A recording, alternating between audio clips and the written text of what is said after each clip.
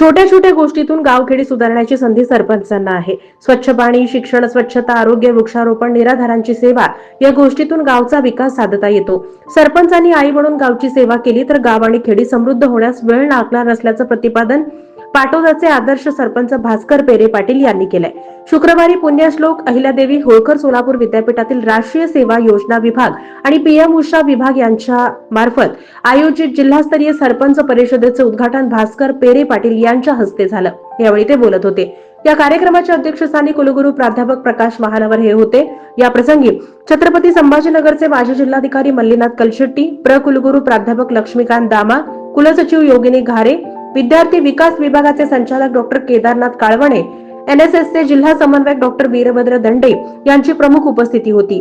कार्यक्रमाचं प्रास्ताविक आणि स्वागत राष्ट्रीय सेवा योजना विभागाचे संचालक डॉक्टर राजेंद्र वडजे यांनी केलं. भास्कर पेरे पाटील म्हणाले, सरपंचांनी ठरवलं आणि त्याप्रमाणे काम केलं तर गावांचा विकास व्हायला वेळ लागणार नाहीये.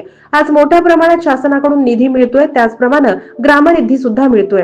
व्यवस्थित आराखडा तयार करून लोकांना पायाभूत सेवा सुविधा देण्यासाठी सरपंचांनी प्रयत्नशील राहिलं पाहिजे. ग्रामपंचायतीच्या उत्पन्नाचा सोर्स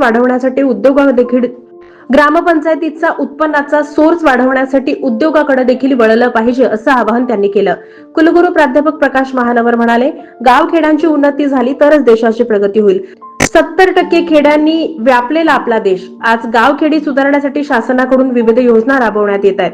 या कार्यक्रमामध्ये हरित लोक मित्र परिवाराचे महेंद्र घागरे यांच्याकडून विद्यापीठाच्या राष्ट्रीय सेवा योजना विभागाला डिजिटल कॅमेरा भेट म्हणून देण्यात आला. सूत्रसंचालन प्राध्यापक युवराज सुरवसे तर आभार डॉक्टर वीरभद्र दंडे यांनी मानले.